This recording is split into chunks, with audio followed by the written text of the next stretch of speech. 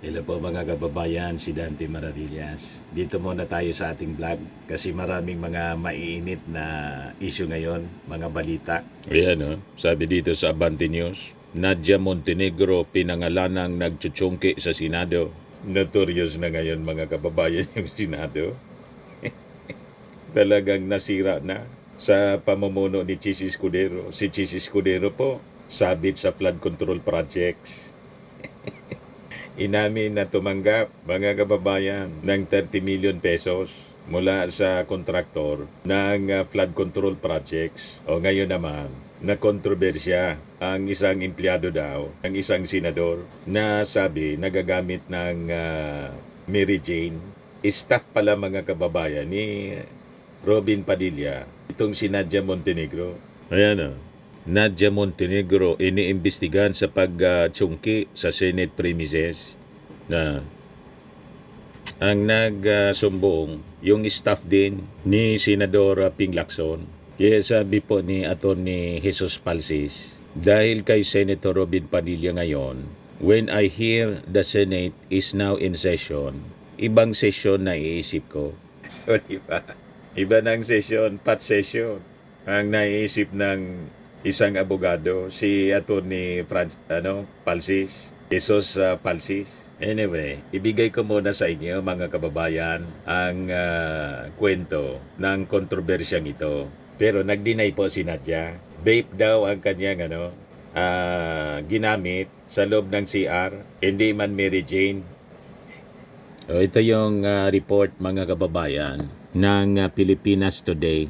Sabi dito, tinukoy na ng Office of the Sergeant at Arms ng Senado kahapon ang dating aktres na si Nadia Montenegro na di umano'y Political Affairs Officer ni Senator Robin Padilla na siyang tumutsungki sa isa sa mga palikuran ng Senado, Senate Building dakong alas 5 ng hapon noong Agosto 12. Political officer pala to.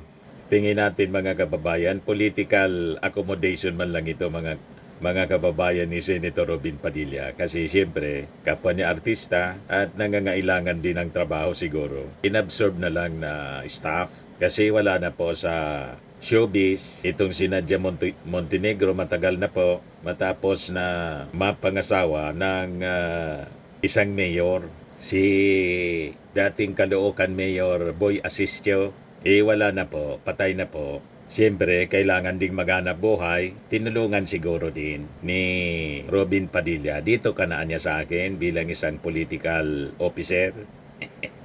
Anyway, may experience ka din sa politika bilang dating partner ni Boy Asistio, mayor ng Makati, Caloocan. Sabi dito sa balita, ayon kay Victor Patelo ng OSAA, nilapitan siya ng isang staff ni Senator Ping Lacson matapos makaamoy ng sinindihang Mary Jane sa comfort room. Familiar yung staff. Familiar ng amoy ng Mary Jane, mga kababayan. Siguro nakasinghot na rin.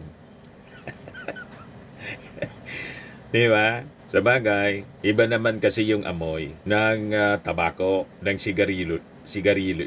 sigarilyo lang. Sinabihan din umano si Patelo ng staff ni Lacson ng ang iisang tao na nakita niyang lumabas ng CR ay si Montenegro. Kaya nabisuhan niya ito na lapitan ang dating aktres. Sinabi rin ni Patelo na ito na ang ikalawang beses na nabistong nag-Mary Jane di umano itong si Nadia Montenegro sa Senate premises. Sabi nga natin, mga kababayan, kung mayroong dapat na magsailalim sa hair follicle, ano nang kayo ngayon? Mga DDS, paano yan? Staff ni Robin Padilla na iniidolo ninyo at gusto ni Harry Roque na tumakbo bilang vice presidente ni Sara Duterte. O diba? Yung mga pangangantsaw ni Harry Roque na bangag-bangag-bangag. Nakita ninyo? Karma. Ang nasasabit sa mga kontrobersy ngayon, mga kaalyado nila, yung tinutulak pa niya na tumakbo na vice presidente. si Robin Padilla, may staff na allegedly, hindi pa sigurado, nagagamit ng Mary Jane, nagchuchungki, mga kababayan. So, pangalawang beses na pala to, kung saan ang unang beses ay noong ikalawang linggo ng Hulyo 2025 habang nagpapatrolya siya sa 5th level ng Gusali. I received a call on the trunk line of my post from a male staff member reporting a strong odor in their area, dagdag pa ni Patelo sa kanyang report.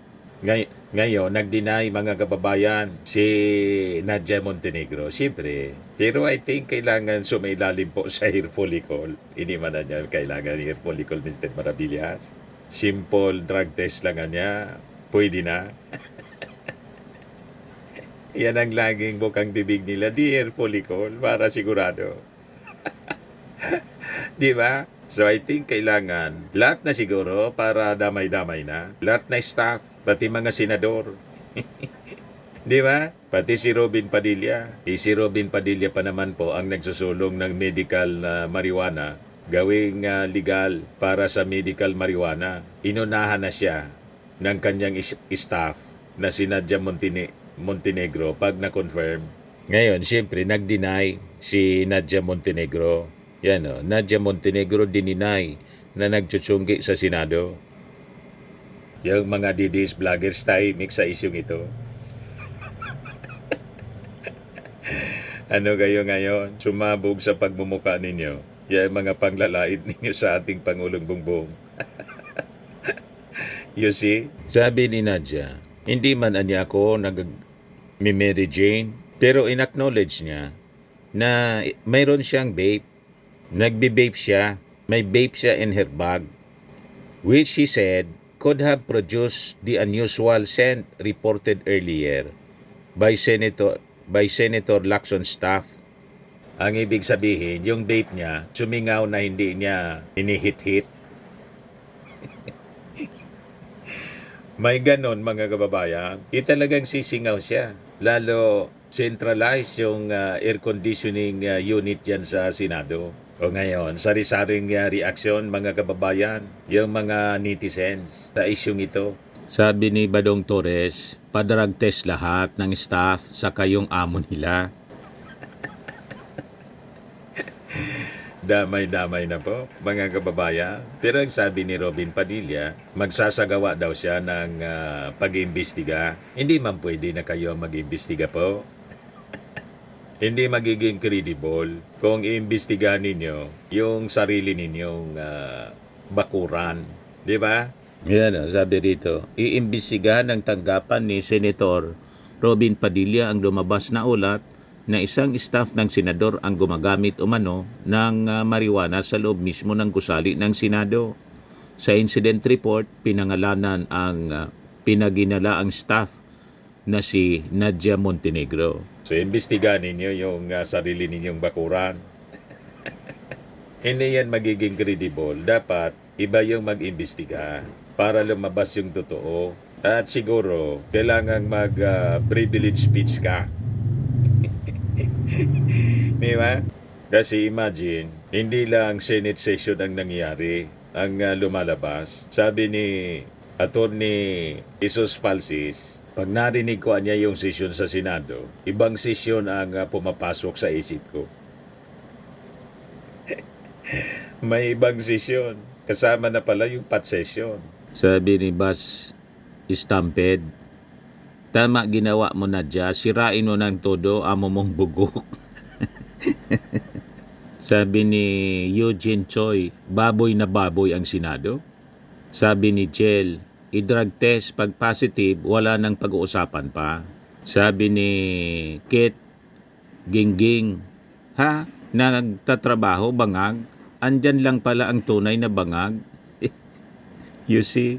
Sabi ni XL Brian Martinez de Leon, kakaya kung kailan tumanda, lumalabas mga baho. Sabi ni Tami Katangi, dapat iba na yan sa kagalang-galang na tahanan ng ating mga senador. Nasira na po yung yung Senado. Kinarma dahil lang sa fortuit. Naglabasan yung mga baho, mga kababayan. ng mga senador, lalo sa issue ng flood control. You see? Sabi ni Thinking Pinay, sila pala mga dik-a, bintang ng bintang kay PBBM, mga psychopath na didilis. Sabi ni Arnel Obsimia, demolition po. Demolition job po yan. Sarcasm po yon. Kasi si Chis Escudero, demolition job daw yung issue sa insertion. Tapos yung pagkasabit niya sa flood control, campaign donor niya yung sabit sa mga flood control projects na iniimbestiga mga kababayan ngayon. Sabi ni John Vival, diyan nakikita ang mga kunwaring galit sa droga. Sabi ni Norin DC, sigaw ng mga DDS, adik lang ang ayaw, kita tay digong. Sabi ni Asilem, Siligna, Angeles siguro ito. Melissa Angeles, baliktad yung pangalan. Tao din ni Robin Padilla yan si Nadia, tapos office ni Robin ang mag-iimbestiga. Sabi ni Art 7, kaya pala todo po sa legalization ng marijuana at medical cannabis kasi may personal inspiration pala. Ang ironic lang, DDS na galit daw sa droga pero posibleng sila mismo gumagamit. No wonder sa Senado pa lang, amoy na ang hipokrasya. Parang campaign manager ng marijuana, may smoke signal na galing mismo sa Senado. Vape raw, sige na, para may palusot. Pero come on, hindi na nakakagulat. DDS yan, the same crowd na galit sa addict sa TV pero walang problema bumoto sa isang alleged drug addict bilang presidente. Ang tawag dyan, high-level hypocrisy, emphasis on high. Sari-sari po yung mga reactions ng mga netizens. Maanghang. Sabi ni Boyet Abiliari Villanueva, mandatory drug test mga staff ng Senado dyan. Diyan na pala ang taniman ng marijuana sa Senado. Baka may laboratory na rin ng drugs. Sabi ni RF De La Cruz, parang kiinday sa lang yan din yung personal aid niya nahuli sa drug raid. DDS na mahilig magtawag na bangag, sila naman pala ang palatong bangag. Sabi ni Norin, Diyos ko, puro kahiyan inabot ng Senado ngayon. Yan po mga kababayan yung short video natin ngayon sa ating podcast Life with Dan TM. So subaybayan natin ano ba yung mangyayari sa investigasyon nito mga kababayan kung makukonfirm. Kasi nag-deny si Nadia Montenegro. Baka yung naamoy daw na sumingaw yung vape niya. Anyway, sige. So itong ating programa mga kababayan natin sa inyo nitong napakagandang product nating binibenta online. I am Worldwide Amazing Pure Organic Barley Powdered Drink Mix from Australia.